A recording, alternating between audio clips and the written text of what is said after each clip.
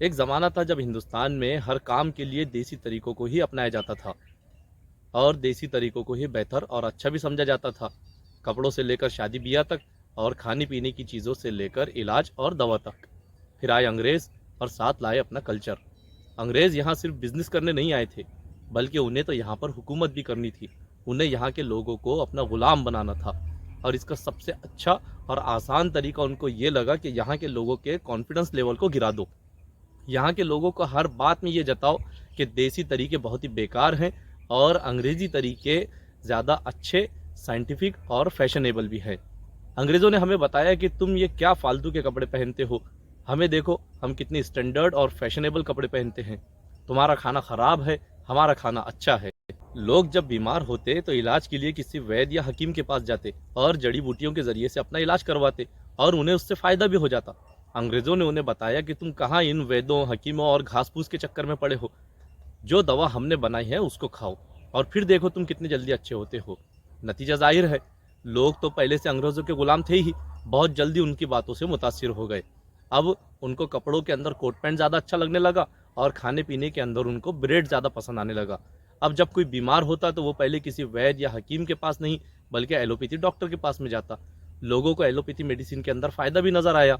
Allopathy medicine खाने में आसान है, बहुत थोड़ी क्वांटिटी के अंदर इसको खाना पड़ता था, इसकी कीमत भी कम और खाने के फ़ौरन बाद इसका असर उनको देखने को मिल जाता।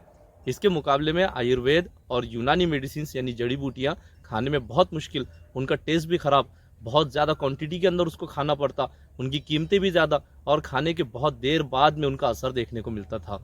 इसके नतीजे में लोगों ने वैद्यों और हकीमों के पास जाना लगभग बंद कर दिया और इस तरह से शुरू हुआ यूनानी या आयुर्वेद का ज़वाल या फॉल। अब आम लोगों को तो ये बात समझ में आ गई कि उनका ज़्यादा फ़ायदा एलोपैथी मेडिसिन के अंदर है, लेकिन बेचारे हकीम इस बात को समझने को तैयार ना हुए। उन्हें अभी तक कि यही लगता था कि उनकी जड़ी बूटियाँ एक दिन ज़रूर अपना कमाल दिखाएंगी और सारे के सारे मरीजों की घर वापसी कर देंगी। और इसीलिए उन्होंने अपने तरीकों को मॉडर्न वर्ल्ड के साथ कदम से कदम मिलाकर चलने की इजाज़त नहीं दी। दुनिया इंजेक्शन से लेकर आईवी सलाइन तक जा पहुंची। बेचारे हकीम आज तक के अपनी ओखली संभाले बैठे रहे। मरीज आया कि दवाओं को कूटना शुरू। अब मॉडर्न वर्ल्ड के अंदर जब हर चीज़ फास्ट फॉरवर्ड हो रही हो तो इतना वक्त किसके पास में है कि वो पहले दवा को कूटे, फिर छाने और फिर खाए। और इस ओखली ने आज तक भी यूनानी का पीछा नहीं छोड़ा। आज भी आप जब भी यूनानी की किताबों को पढ़ेंगे तो उसमें दवाओं को कूटने का तरीके के अंदर आपको ओखली और सिलबट्टा ही नज़र आएगा। कहीं पर अगर मिक्सर ग्राइंडर की बात की जाएगी तो सिर्फ सरसरी। दवाओं के वज़न के ऐसी ऐसी टर्म्स आज भी पढ़ाई जाती हैं कि जो किसी को समझ में नहीं आती, न टीचर्स को समझ में आती है, न स्टूडेंट्स को समझ में आती है। आज भी दवाओं के वज़न तोला, माशा और रत्ती के अंदर ही पढ़ाए जाते हैं। खैर, इन सब बातों का रोना तो हमेशा रोया जाता है और इन बातों के रोने के लिए तो ज़िंदगी भी कम पड़ जाएगी। आज के इस वीडियो में तो इसके ताल्लुक से बात करते हैं कि अगर पुराने हकीम यूनानी की नैया को डूबने से बचाने में नाकाम रहे तो फिर नए हकीम क्यों फेल हो रहे हैं, ये क्यों अपनी खेती का गोल्डन एरा वापस नहीं ला पा रहे हैं।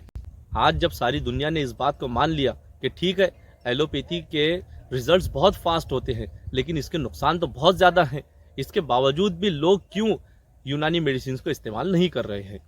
और जब लोगों को एलोपैथी मेडिसिन की ऐसी आदत लग गई और उस आदत से वो परेशान हो गए, एलोपैथी मेडिसिन को खा खा कर वो परेशान हो गए और चाहते हैं कि कोई उनकी मेडिसिन खाने की आदत को छुड़ाए, ऐसे में भी यूनानी डॉक्टर्स लोगों को यूनानी पैथी के लिए कन्विंस क्यों नहीं कर पा रहे हैं। इन्हीं सब चीज़ों के बारे में डिस्कस करेंगे आज के इस वीडियो में और जानेंगे कि यूनानी पैथी के असल में मुजरिम कौन कौन है। यूनानी पैथी के मुजरिमों की लिस्ट तो बहुत लंबी है, लेकिन हमने शॉर्ट लिस्ट करके सिर्फ 3 मुजरिम आपके लिए निकाले हैं। उनमें सबसे पहला मुजरिम है यूनानी कॉलेजेस। आज हिंदुस्तान में 60 के करीब यूनानी कॉलेजेस हैं जिनसे हर साल 10,000 के करीब स्टूडेंट्स डॉक्टर बनकर निकलते हैं। इसका मतलब यूनानी डॉक्टर्स की हिंदुस्तान में कोई कमी नहीं है। तो फिर प्रॉब्लम कहाँ पर है? प्रॉब्लम है कॉलेजेस की पढ़ाई के अंदर। प्रॉब्लम यह है कि बच्चों को फर्स्ट से लेकर फाइनल ईयर तक के सारे सब्जेक्ट सिर्फ रटाए जाते हैं और इसमें भी सबसे ज़्यादा जुल्म अगर किसी पर होता है तो वो यूनानी सब्जेक्ट्स के ऊपर होता है। एक तो यूनानी सब्जेक्ट्स के जो कंसेप्ट हैं वो हज़ारों साल पुराने हैं, जिन्हें आज तक मॉडर्न वर्ल्ड में और मॉडर्न साइंस के सांचे के अंदर ढाला नहीं गया। अब जो बच्चे 12th तक के साइंस के बड़े बड़े प्रोसीजर्स पढ़कर आते हैं और बहुत सारों के प्रैक्टिकल्स करके आते हैं, वो क्यों इन दकियानुसी कंसेप्ट को मानने को तैयार होंगे? न टीचर्स को पता होता है कि वो क्या पढ़ा रहे हैं, न स्टूडेंट्स समझ पाते हैं कि वो क्या पढ़ रहे हैं, और इसके नतीजे में स्टूडेंट्स के पास सिवाय रट्टा मारने के और कोई चारा नहीं रहता। अब जब रट्टा मारेंगे तो फिर कंसेप्ट को तो भूल ही जाइए। स्टूडेंट्स को ये तो पढ़ाया जाता है कि किसी माजून में या फिर किसी गोली के अंदर कौन कौन सी जड़ी बूटियाँ कितनी मिकदार के अंदर डाली जाती हैं, लेकिन उन्हें कभी भी माजून या गोली या फिर शरबत बनाने का प्रैक्टिकल करके नहीं दिखाया जाता। तो उन्हें कभी भी माजून या गोली बनाना नहीं आती। उन्हें नब्ज देखकर बीमारियां पता लगाने के बहुत बड़े बड़े किस्से और कहानियां सुनाए जाते हैं और खूब झूम झूम कर सुनाए जाते हैं, लेकिन क्या मजाल के कभी कोई एक टीचर भी उनको नब्ज देखने का प्रैक्टिकल बता दे या उन्हें नब्ज देखने का सही सही तरीका उनको सिखा दे। और सिखाएंगे भी कैसे? खुद टीचर्स को पता नहीं होता है कि नब्ज किस तरह से देखी जाती है। दूसरी तरफ कॉलेज इंतजामिया या फिर एडमिनिस्ट्रेशन है। एडमिनिस्ट्रेशन को फिक्र सिर्फ इस बात की होती है कि उनके कॉलेज का रिजल्ट किसी तरह से 100% लग जाए, लेकिन इस बात की फिक्र उनको कभी नहीं होती कि उनके कॉलेज से निकलने वाले जो स्टूडेंट्स हैं, जो डॉक्टर्स हैं, तो वो खुद अपनी ही पैथी के अंदर एक्सपर्ट बन भी रहे हैं या नहीं, या फिर वो किसी और पैथी के लिए काम करने वाले बन रहे हैं। फिर आते हैं टीचर्स। अब ये टीचर्स जो होते हैं तो ये भी BOMS किए हुए होते हैं, ये भी BOMS डॉक्टर्स होते हैं। इसका मतलब ये भी किसी न किसी यूनानी कॉलेज से ही पढ़े हुए होते हैं, और इसीलिए आप इनसे भी कोई उम्मीद नहीं रख सकते, क्योंकि ये भी कभी ना कभी किसी न किसी यूनानी कॉलेज के अंदर स्टूडेंट रहे होंगे और इन्होंने भी उन सारे सब्जेक्ट्स को इसी तरह से रट्टा मारा था। इसलिए इनके कंसेप्ट भी खुद क्लियर नहीं होते। यूनानी के ताल्लुक से ये खुद क्या पढ़ा रहे होते हैं इनको खुद को पता नहीं होता है। और कई टीचर्स तो बच्चों को ये अजीमुशान पैगाम भी देते हैं क्लासरूम के अंदर आकर कि यूनानी पैथी से कुछ नहीं होता, यूनानी पैथी किसी काम की नहीं है, असल पैथी तो एलोपैथी है, और इसीलिए सबको चाहिए कि वो एलोपैथी ही प्रैक्टिस करे। अब आप खुद सोचिए कि ऐसे कॉलेजेस से जब स्टूडेंट्स डॉक्टर बनकर निकलेंगे तो फिर वो तो एलोपैथी की ही गुण गाएंगे, न कि यूनानी के। और इसीलिए हमारे जो दूसरे मुजरिम बनते हैं वो है यूनानी डॉक्टर्स। इसमें कोई शक नहीं कि अगर बच्चों को यूनानी पैथी फर्स्ट से लेकर फाइनल ईयर तक प्रैक्टिकल वे में पढ़ाई जाती तो स्टूडेंट्स वहाँ से उस तरह से नहीं निकलते जिस तरह से आज निकलते हैं। अगर उनको यूनानी पैथी पहले ही प्रैक्टिकल वे के अंदर पढ़ा दी जाती तो वो एक यूनानी डॉक्टर बनकर निकलते, एक वो यूनानी स्पेशलिस्ट बन के निकलते। लेकिन सिर्फ इतना कहने से यूनानी डॉक्टर्स की जान नहीं छूटने वाली। आप भी तो अक्लमंद है। यूनानी डॉक्टर्स ऐसे नहीं होते कि वो छोटे बच्चे हैं कि जिनको बिल्कुल अकल नहीं होती और किसी ने कुछ कह दिया तो बस उतना ही करेंगे। यूनानी डॉक्टर्स की जान सिर्फ ये कहकर नहीं छूट सकती कि कॉलेज के अंदर उनको ठीक से पढ़ाया नहीं गया था। यूनानी डॉक्टर्स को ये बात समझनी चाहिए कि कॉलेज के अंदर भले ही उनको सिलेबस पूरा कंप्लीट करना था, उनको बहुत सारे अलग अलग सब्जेक्ट्स की पढ़ाई भी करनी थी, लेकिन उनको सेल्फ स्टडी से तो कभी किसी ने नहीं रोका था। उनको कभी किसी ने भी यूनानी के कोर कंसेप्ट वाली किताबें पढ़ने से किसी ने नहीं रोका था। तो फिर क्या वजह बनी कि उन्होंने कभी इन सब्जेक्ट्स को खोल कर भी नहीं देखा। इन बेचारे यूनानी डॉक्टर्स का सिर्फ और सिर्फ एक ख्वाब होता है कि जैसे ही BOMS कंप्लीट करे तो उसके बाद में अपना एक छोटा सा दवाखाना खोलकर बैठ जाए। अब पढ़ाई इन्होंने सिर्फ एलोपैथी सब्जेक्ट्स की क्यों होती है? इसीलिए इनको यूनानी के बारे में बहुत कम मालूमात होती है। यूनानी के बारे में इनके पास मालूमात नहीं के बराबर होती है, और इसीलिए जब कोई पेशेंट इनके पास यूनानी ट्रीटमेंट के लिए आता है तो ये फ़ौरन किताब खोलकर उसमें से फार्मूला तलाश करने लग जाते हैं, या फिर अपने जान पहचान वाले को किसी को कॉल करके उससे फार्मूला मालूम करते हैं।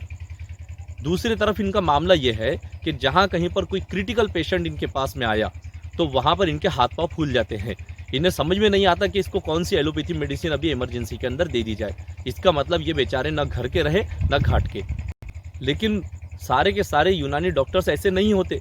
हिंदुस्तान में आज भी बहुत से ऐसे डॉक्टर्स हैं कि जो अपने दमखम पर बहुत कुछ करके बता रहे हैं, और जो किसी एक या दोनों पैथीज के अंदर एक्सपर्ट बनकर निकल रहे हैं, और जो यूनानी को उरूज पर ले जाने के लिए कोशिश भी कर रहे हैं। लेकिन ऐसे डॉक्टर्स आपको इक्का दुक्का ही नजर आएंगे। तीसरे जो मुजरिम है वो है गवर्नमेंट और यूनानी से रिलेटेड इंस्टीट्यूट्स, यानी CCRUM या फिर central council for research in Unani medicine, CCIM central council of Indian medicine और आयुष वगैरह। अब एक तरफ तो गवर्नमेंट है जिसका काम होता है कि हिंदुस्तान भर के सारे शहरियों को एक जैसे हुकूक देना, उनको एक जैसे मौके और अपॉर्चुनिटीज़ फराहम करना। लेकिन ये हमारे मुल्क की बहुत बड़ी बदकिस्मती रही कि इस मुल्क में जितनी भी गवर्नमेंट्स आज तक के आई हैं उन सभी ने हमेशा से आयुर्वेद को ही सपोर्ट किया, और यूनानी के साथ में हमेशा सभी ने सौतेला सलूक किया। दूसरी तरफ इदारे हैं, इन इदारों को कायम करने का मकसद ये था कि ये यूनानी में या फिर आयुर्वेद में रिसर्च वर्क करे और नई नई दवाएं और दवाओं के नए नए फॉर्म्स ये इन्वेंट करे। लेकिन इनको इन सब चीज़ों से कोई लेना देना नहीं है। इन्हें सिर्फ अपनी जेबें गर्म करनी है। इनको आप बड़े बड़े प्रोग्राम्स कंडक्ट करवाने के लिए कह दीजिए, ये बहुत अच्छी तरह से वो प्रोग्राम्स कंडक्ट करवाएंगे। ये आपको अल्लाह रसूल की बातें बहुत सुनाएंगे, ये आपको यूनानी के किस्से कहानियाँ बहुत सुनाएंगे, लेकिन यूनानी में रिसर्च वर्क के नाम पर ये कुछ भी नहीं करते। आज भी यूनानी के अंदर वही बुकरात और सुकरात के ज़माने की दवाएं खिलाई जाती हैं। पिछले 30-40 सालों के अंदर शायद ही कोई नई दवा या दवा का कोई नया फॉर्म इन लोगों ने इन्वेंट किया है। लेकिन आयुर्वेद का मामला इससे थोड़ा अलग है। आयुर्वेद डॉक्टर्स ने अपनी पैथी को पकड़ कर रखा, उसके अंदर बहुत ज़्यादा रिसर्च भी की, दवाओं के नए नए फॉर्म्स भी इन्वेंट किए, और इसीलिए लोगों ने आयुर्वेद को बहुत ज़्यादा जाना और पहचाना, और यूनानी को कभी भी इन्होंने नहीं पहचाना। आज भी अगर यूनानी को किसी के पास इंट्रोड्यूस करवाना होता है तो उसको आयुर्वेद का सहारा लेना पड़ता है कि यूनानी मतलब आयुर्वेद होता है, जबकि दोनों के जो कोर कंसेप्ट्स है तो उसमें ज़मीन आसमान का फ़र्क है। दोनों के जो बेसिक कंसेप्ट्स है तो वो बहुत अलग है, और इसीलिए यूनानी कभी भी आयुर्वेद नहीं हो सकती। यूनानी अलग है और आयुर्वेद अलग है, लेकिन गवर्नमेंट का आयुर्वेदा को बहुत ज़्यादा सपोर्ट रहा, और इसीलिए हिंदुस्तान के लोग आयुर्वेद को ज़्यादा अच्छी तरह से जानते हैं। खैर, इन सब बातों के लिए तो हमेशा से लोग रोते रहे हैं, हम भी रोना रो रहे हैं, आप भी रोना रोते हैं। लेकिन क्या सिर्फ रोना रोने से सब कुछ हो जाएगा? हिंदुस्तान भर के बहुत सारे लोग ऐसे हैं कि जो इन सब इश्यूज़ को एड्रेस करने के लिए कोशिश करते हैं, इनको एड्रेस करते भी हैं, इनके बारे में प्रोग्राम्स कंडक्ट करवाते हैं और अवेयरनेस लेकर आते हैं। लेकिन असल चीज़ यह है कि इनका सॉल्यूशन क्या है, ये प्रॉब्लम्स जितने भी है इनका सॉल्यूशन क्या है। बहुत सारे लोगों ने अलग अलग सॉल्यूशंस इसके बारे में पेश किए हैं, हमारे पास में भी कुछ सॉल्यूशंस इसके मौजूद हैं। पहला सॉल्यूशन कॉलेजेस के लिए है। हिंदुस्तान भर में जितने भी यूनानी कॉलेजेस हैं उन सबको सोचना होगा कि अगर उनके कॉलेज का नाम फला फला यूनानी कॉलेज है तो उनके कॉलेज से सिर्फ BUMS डॉक्टर्स ही निकले, यूनानी पैथी के एक्सपर्ट्स ही निकले। जिस तरह से किसी MBBS कॉलेज से कोई यूनानी या आयुर्वेद डॉक्टर नहीं निकल सकता, किसी कॉमर्स कॉलेज से कोई इंजीनियर नहीं निकल सकता, इसी तरह यूनानी कॉलेज से कोई एलोपैथी का डॉक्टर नहीं निकलना चाहिए। आप अपने स्टूडेंट्स को एलोपैथी सब्जेक्ट्स भी पढ़वाइए और बहुत अच्छी तरह से पढ़ाइए, ऐसा पढ़ाइए कि वो मॉडर्न वर्ल्ड के साथ में आंख से आंख मिलाकर बात कर सके। लेकिन उनके दिलो दिमाग के अंदर इस बात को बिठाइए कि उनको असल जो प्रैक्टिस करनी है तो वो यूनानी में ही करनी है, यूनानी ही उनकी असल पैथी है। और इसके लिए ज़रूरी हो जाता है कि यूनानी के कंसेप्ट उनको प्रैक्टिकल वे के अंदर पढ़ाए जाएँ, वरना वही होगा कि स्टूडेंट सिर्फ रट्टा मारेंगे और बाद में जाकर वो एलोपैथी प्रैक्टिस करने लग जाएंगे। दूसरे नंबर पर डॉक्टर्स को ये समझना होगा कि अगर उन्होंने BUMS किया है तो उन्हें अपनी पैथी के साथ में वफादारी करनी होगी। उनके पास में अगर कॉलेज के अंदर पढ़ने को वक्त नहीं मिला या फिर कॉलेज के अंदर उनको अगर ठीक से पढ़ाया नहीं गया तो फिर आप बाहर निकलकर और अपने आप में स्टडी करके देखिए। आप लोगों को यूनानी पैथी के लिए कन्विंस करवाइए, लोगों के अंदर यूनानी पैथी को इंट्रोड्यूस करवाइए। अगर आपको कॉलेज में यूनानी पैथी अच्छी तरह से सीखने को नहीं मिली तो अपने तौर पर यूनानी पैथी को सीखिए, और अगर आप अपने तौर पर सीख नहीं सकते तो ऐसे लोगों को तलाश कीजिए कि जो इस पैथी के अंदर एक्सपर्ट है और उनसे जाकर सीखिए। और सबसे आखिर में जो यूनानी से रिलेटेड इदारे हैं, जितने भी इंस्टीट्यूट्स हैं, तो उनको ये बात समझनी होगी कि उनको जिस मकसद से कायम किया गया था, जिस मकसद के तहत उनको बनाया गया था, उन्हें चाहिए कि वही काम करें। अगर वो ये काम करते हैं तो फिर इज़्ज़त, शोहरत और मालो दौलत तो वैसे भी उनको मिल ही रही है, लेकिन अगर वो कुछ करके ये सब चीज़ें कमाते हैं तो इसका एक अलग ही मज़ा होगा।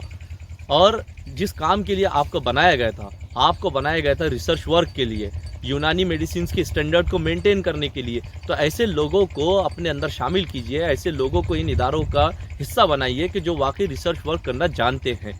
ऐसे लोगों को अगर आप इसके अंदर शामिल करते हैं, अपने इदारों के अंदर उनको शामिल करते हैं, तो ये लोग ज़रूर कुछ ना कुछ काम करेंगे।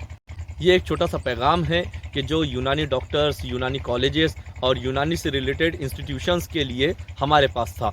और भी बहुत सारे ऐसे लोग हैं कि जो यूनानी पैथी को डुबाने के अंदर मुजरिम की हैसियत रखते हैं, लेकिन ये 3 लोग ऐसे हैं कि अगर इन्होंने अपने अंदर सुधार लेकर आ गए तो यूनानी पैथी का गोल्डन एरा वापस आ सकता है। आप सब भी गौर कीजिए, हम भी गौर कर रहे हैं। मिलेंगे अगले वीडियो में।